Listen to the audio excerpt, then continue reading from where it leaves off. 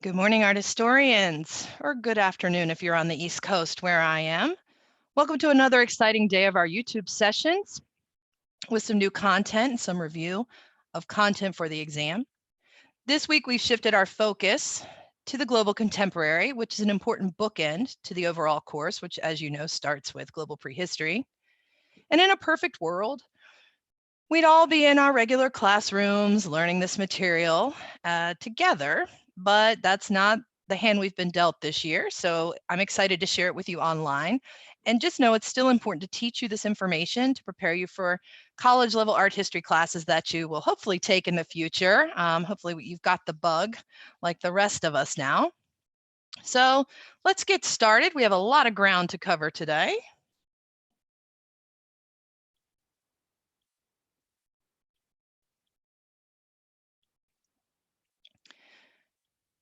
So my name is Allison Napier. I teach at Tidewater Community College in Portsmouth, Virginia. I taught the art history course for about 15 years. So you're in good hands. And as we move forward, we will cover all kinds of interesting things today. Today we're talking about 10.2, Purpose and Audience in Global Contemporary Art. We're going to cover Skill 2D, explaining how artistic decisions about form, style, materials, content, function, and/or context of a work of art or a related group of works elicit a response or shape its reception.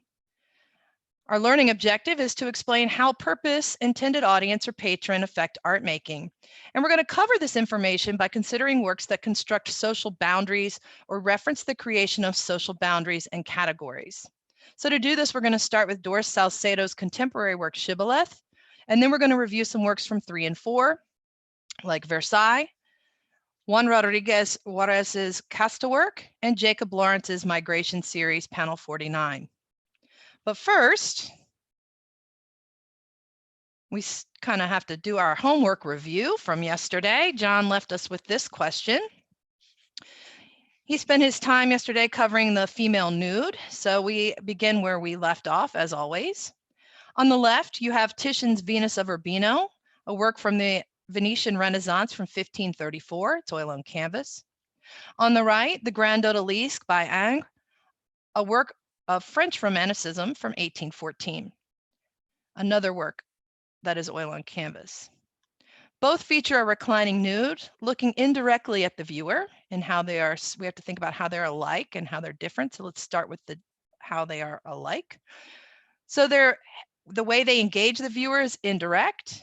The Venus of Urbino has her head coyly tilted down. The Grand Odalisque looks over her shoulder. The works are also both interior scenes that use drapery to cut off the viewer from some sort of deeper space in the painting.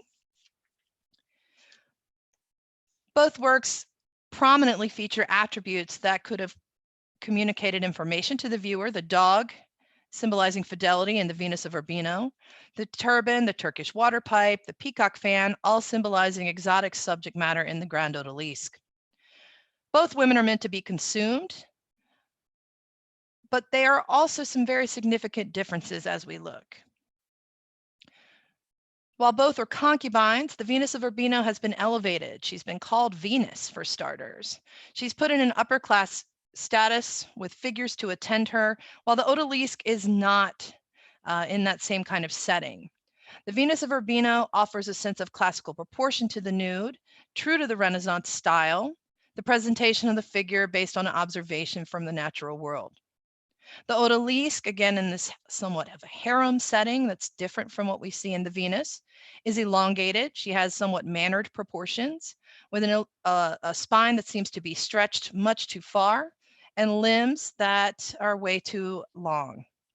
We're not really sure what would happen if she stood up. So the figural types, the settings are both similar and different in their use of drapery, but also the setting themselves being constructed somewhat differently to give you a different feel for the two women. As for what you need to know for today, when we think about works of art and architecture and other material cultural forms, we have to consider their function or purpose, who they were created for, and who was the intended audience.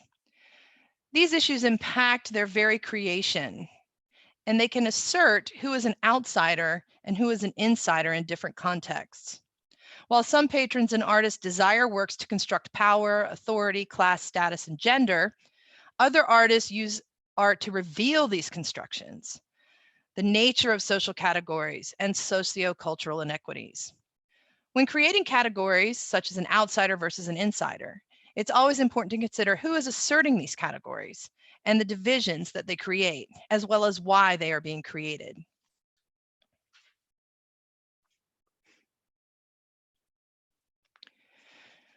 What you see here is DORIS SALCEDO's Shibboleth, an installation in an installation space known as the Turbine Hall at the Tate Modern in London. The Tate Modern is housed in a former Bankside power station which closed in 1981. The Turbine Hall housed the components that helped generate electricity at the plant.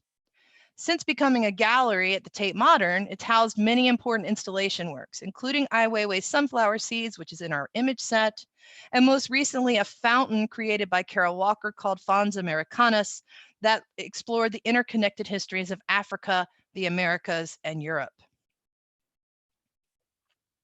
The artist, Doris Salcedo, is Colombian, and her work deals a great deal with experiences of life in Colombia.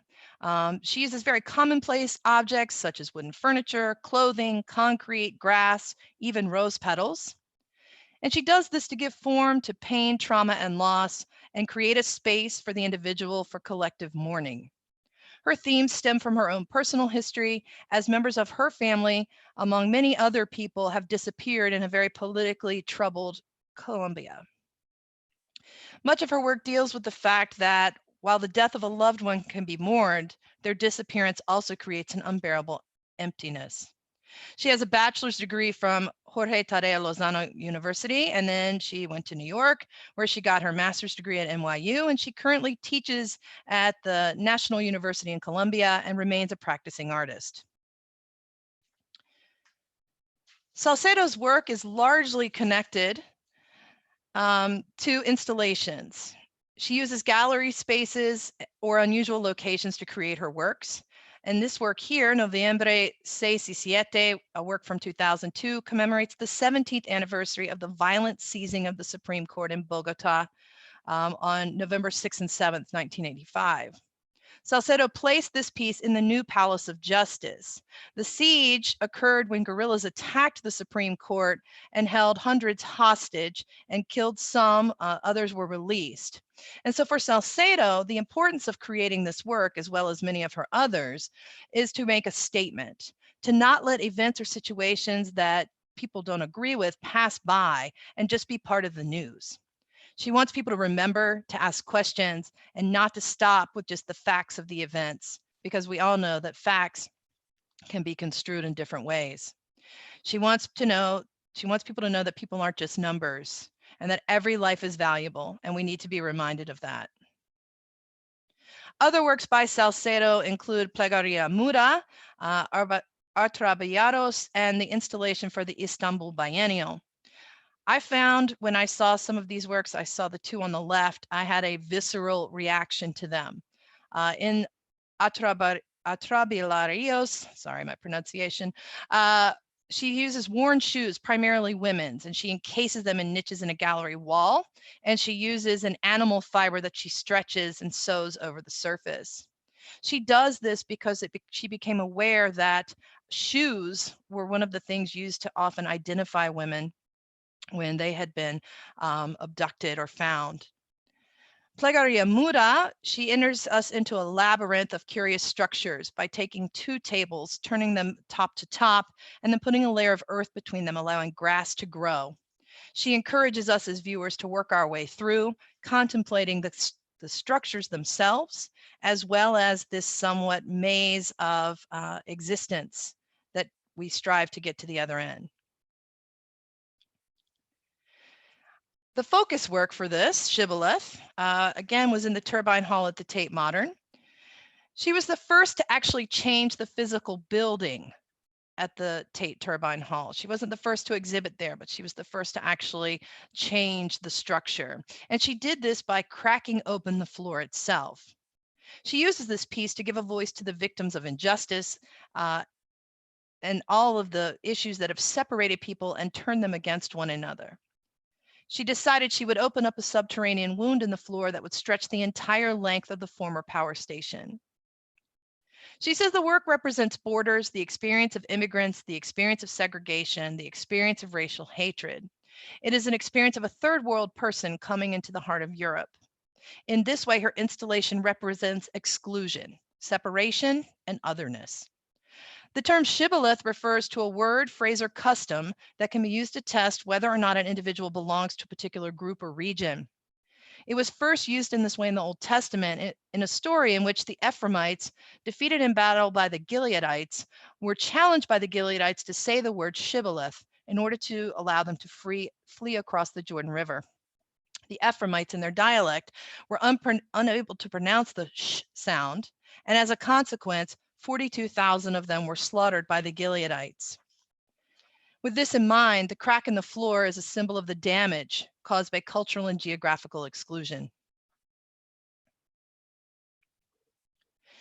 As we look deep into the crevice, we can see that it was ruptured by a steel mesh fence, creating a tension between the other elements that resisted each other and at the same time depended on each other. The installation begins as a thin, almost invisible line at the main entrance and gradually widens to a chasm at the far end.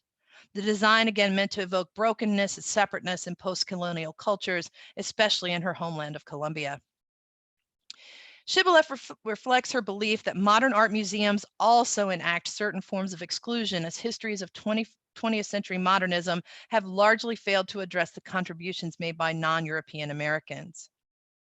As she stated in 2007, the crack in the Tate's iconic space represents a colonial and imperial history that has been disregarded, marginalized, and simply obliterated. The history of racism running parallel to the history of modernity.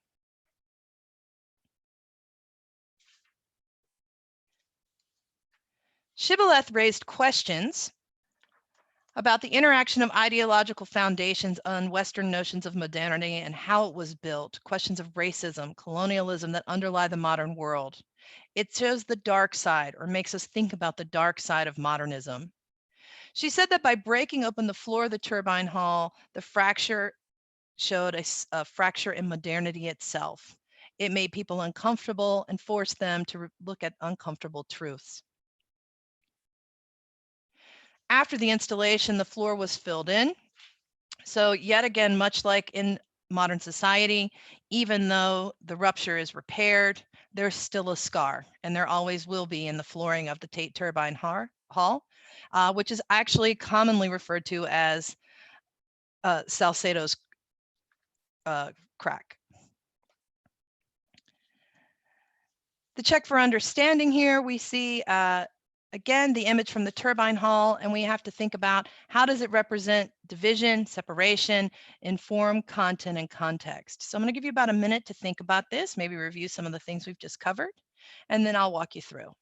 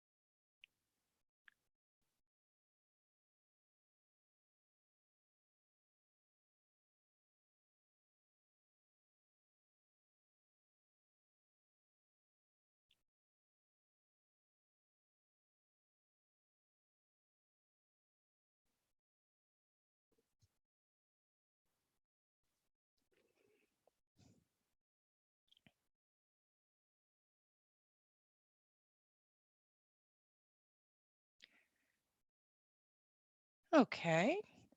So as we take a look at the image and we kind of think back on some of the things I've just talked about, we can certainly talk about the fact that the crack physically represents a division in the floor. It places people on one side or the other. And so as a viewer, you are disconnected from the other side of the crack by your own physical presence. Its content speaks to social and cultural divisions, those of the Northern and Southern Hemisphere, those of the immigrant experience in Europe and the United States, social and class divisions, and the creation of social inequity. In the context of the Turbine Hall in London, one of the urban centers of Western culture and global modernism, it reminds viewers of imbalances in society and the constructed nature of class and racial divisions.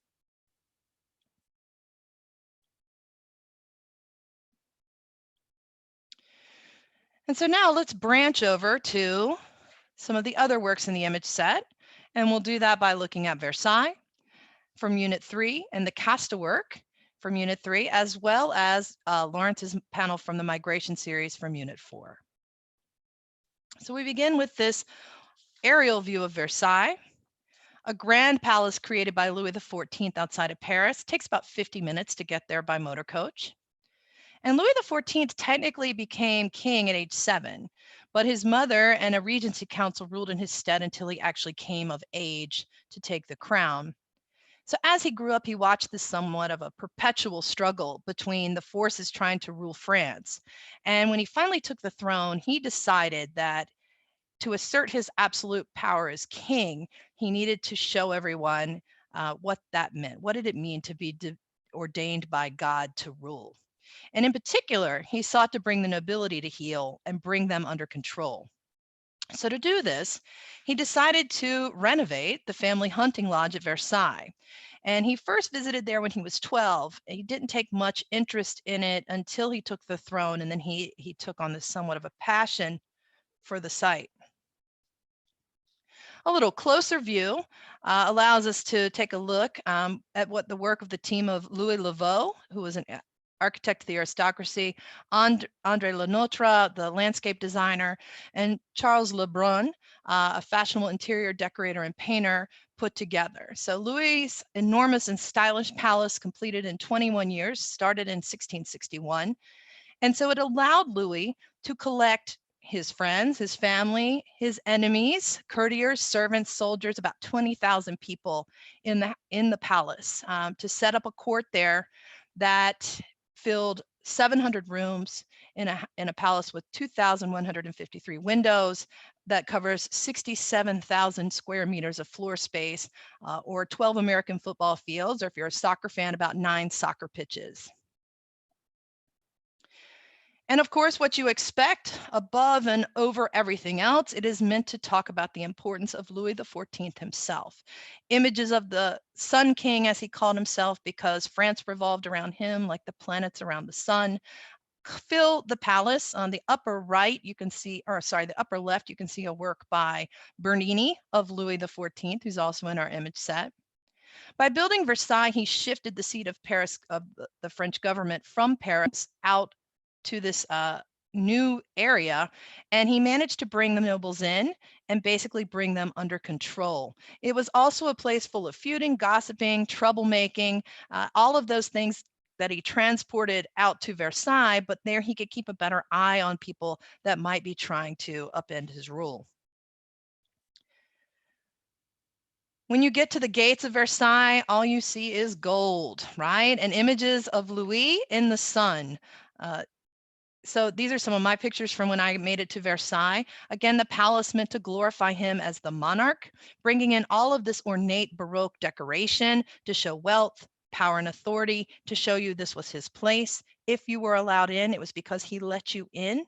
You were a court insider. If you were not allowed in, then you stood at the gates and looked to see all of the splendor happening on the inside. So he creates this space to really reinforce his power and authority, his right to rule.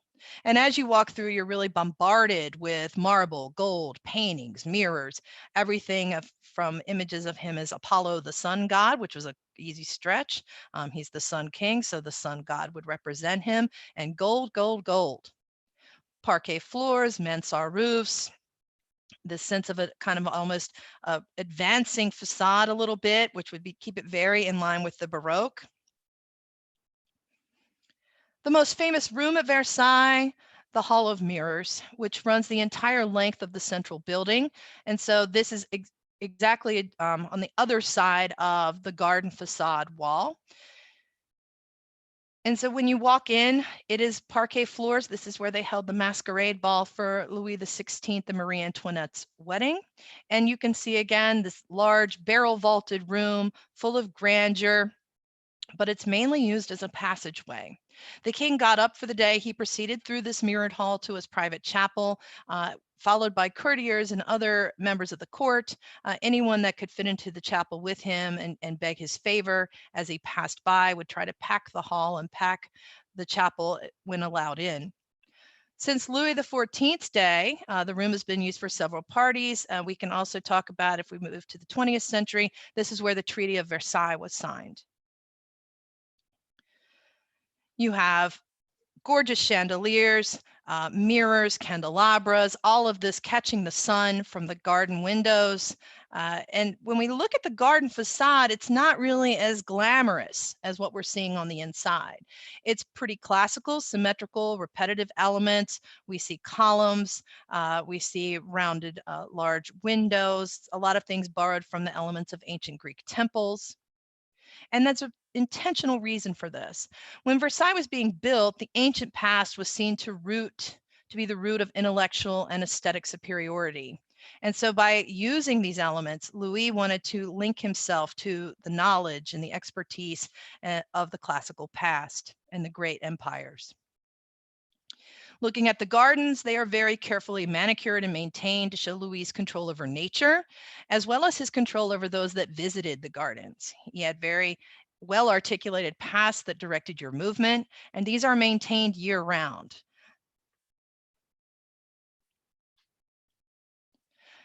Out in the grotto, we see images of Louis as the sun god Apollo. Again, that's another popular theme throughout the grounds. The royal chapel, where he would meet or hold his daily prayers. Again, this large, classically inspired area with capitals in the Corinthian style, a rounded nave arcade, all of these things really channeling early basilica forms.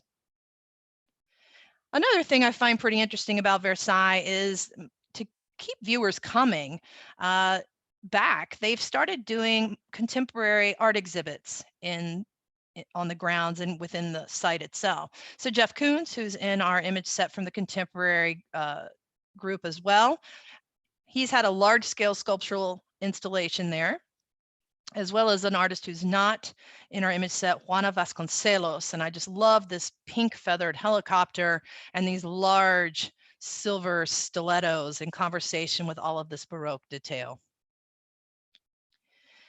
As we move on to the Casta work by Juan Rodriguez Juárez, we talk about another work that helps create social place. And these were done actually in a series produced in the Viceroyalty of New Spain. Juárez himself, from a family of a long-standing Spanish family noted for their accomplishments in the world of painting. And like a lot of artists in New Spain, he of course did religious art, he did portraits of the viceroy and the upper class, but he also began producing works that reflected the social structure of the viceroyalty. As more and more time passed and we had the mixing of different groups, as the Europeans defined different racial groups, Europeans, Africans, indigenous peoples, all mixing, making new generations of mixed race children, that the Spanish felt challenged the social hierarchy. So they developed a system called the casta system. The casta was this kind of natural evolution of a medieval Spanish idea of limpieza de sangre, or the purity of the blood. And this all began when they were fighting the Muslims in Spain, and this concern that they had over intermixing in Europe made it its way across the Atlantic and was imposed in the New World. Typically, casta paintings show a mother, a father, and a child, sometimes two children, and this is modeled after the Holy Family, the Virgin Mary, Saint Joseph, and of course, Christ as a child. Casta paintings were labeled with numbers and textual inscriptions that documented which groups were mixing, what type of mixing had occurred, and what the outcome of that mixing created. So this idea of creating 16 and different blood mixtures. Once you got all the way to the end, you did a reversal and you could start working your way sometimes back up the casta hierarchy. Our work, Españoli de Españoli de India produce Mestizo, or Spaniard and Indian produce a Mestizo, is the first position of the casta series, which in this case, for all casta series, is always a man, a Spanish man of elite status with an elite indigenous woman. Here you see them accompanied by their offspring. This person, or these children born of two parents of status, but of different racial composition. So the paintings convey this perception that the more European you are, the closer you are to the social hierarchy top and the racial hierarchy at the top, where you belong. Pure-blooded Spaniards always occupied the preeminent position in the casta works. And the painting shows a very simple composition: a mother, a father, two children, and the indigenous mother dressed in her huipil, which was a traditional indigenous garment worn by women from central Mexico and other parts of Central America. The lace sleeves, very rich jewelry. She wears pearls, which there was a lot of sumptuary rules in place about who could wear what kind of jewelry, again, to try to determine what status you were. All of these things, all these attributes that they wear, indicate their status and class within the society. But who commissioned these works and why? We start talking about evidence that some casta works were commissioned by the viceroys or the stand-in for the king in America, and then they would be sent over to Spain for the king so he could kind of have an idea of the people that he was governing in the New World.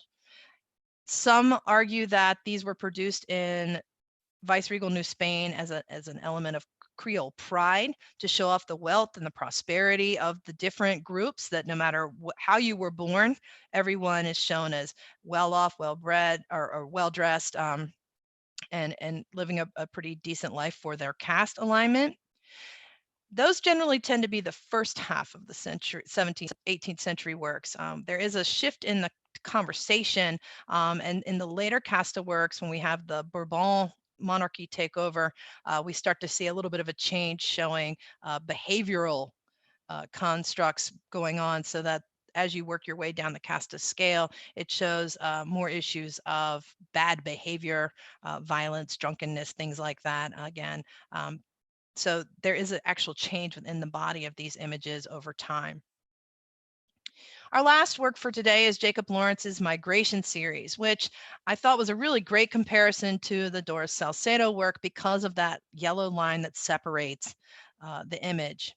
So we've seen DORIS SALCEDO bringing our attention to works to the separation created in society and the divisions of society. We've seen Versailles and the casta work reinforcing social division and status and class. And now we see another artist, Lawrence, showing us again this issue of racial and social inequality as he presents the migration of African Americans who moved from the South to the northern industrial cities in the early 20th century. He creates a series of 60 panels to show their struggles, their hardships, and all the racial inequality that they experienced. He was familiar with this because he himself migrated to the North with his family at the age of 13. Well, he's the son of Southern migrants, born actually in the North, I guess. And so he drops out of school at 16. He begins working in a laundromat and a printing plant. He gets interested in art. He starts taking art classes at the Harlem Art Workshop, and he gets this grant in 1940 to create this series of works. There are 60 panels divided between the MoMA and the Phillips collection in Washington, D.C. And what we see here is this presentation overall of exactly what it was like to move to the North, what life was like when you got there, what did you have to undergo to make it to the North, and this kind of sense of hope, and then this maybe the false hope when they confront issues like we see here of racism. All of the panels feature a title which create a narrative that winds its way through all 60 of them. And as they hoped for a better life in the North, they also again experienced significant hardship and racism. So Lawrence captures the complexity of the move, its impact on people's lives, using brilliant color and very stark compositions. He works with tempera and hardboard because these materials were cheap and that's what he could afford at the time. And through different panels and the use of geometric shapes, we get these very powerful images that show the palpable effects of racism and discrimination. In this work, the gold barrier, a rope that separates the people from the right from the people on the left, separating the left side with the whites from the right side with the African Americans, using upended perspective, showing us this isn't a linear perspective, but instead a bird's eye view that kind of enhances the flatness of that gray background.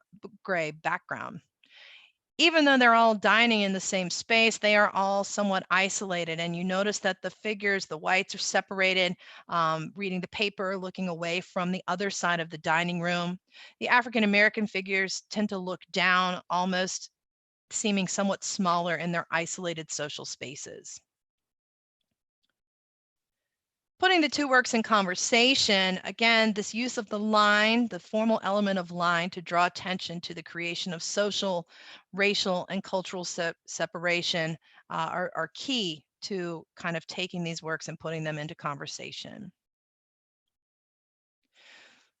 So to sum up for today, things we can consider, that works of art and architecture construct cultural divisions. They can be used as these ways to create insiders and outsiders, depending on who's creating the art and who it's created for and its purpose. They can also reinforce asserted differences in race, class, and social divisions. Works of art can be created by those in power to keep people in their place. And I use my air quotes there because I think it's important to think of that as kind of a mindset for someone like Louis XIV, who's putting the nobles in these pigeonholes and trying to control them. And people like, when you look at Lawrence's work, the idea of keeping African Americans separated, as we saw with Jim Crow laws and legalized segregation. But they are being used entirely differently, aren't they? Because Louis is intentionally making these spaces to separate people and keep them in a certain niche, just like the Casta work, whereas Salcedo and Lawrence are revealing that these things are constructed and that systemic racism exists and that it does so to the exclusion of certain populations. Before we go, I'll leave you with a practice question for today. This one from the question bank, a multiple choice, and I know there's no multiple choice on the exam, but that doesn't mean we shouldn't keep up with our multiple choice skills. And there are some great questions in the question bank that you've probably been getting all year, but they also serve as a great review to get you prepared for the exam. So take a minute, think about this one for tonight, and then John will get you started with this tomorrow.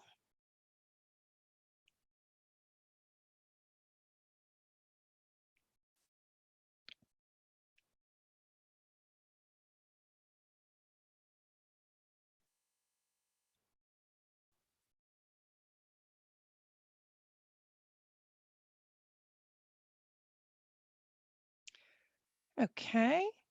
So I want to thank you guys for your time today. Again, my name is Allison Napier. I've enjoyed being with you, sharing some more great works of art with you, making some connections across the image set.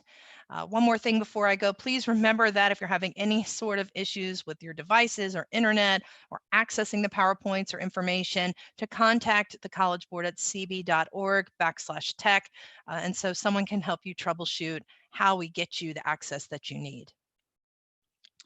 Thanks for your time, and as always, please stay healthy, art historians. Have a great day.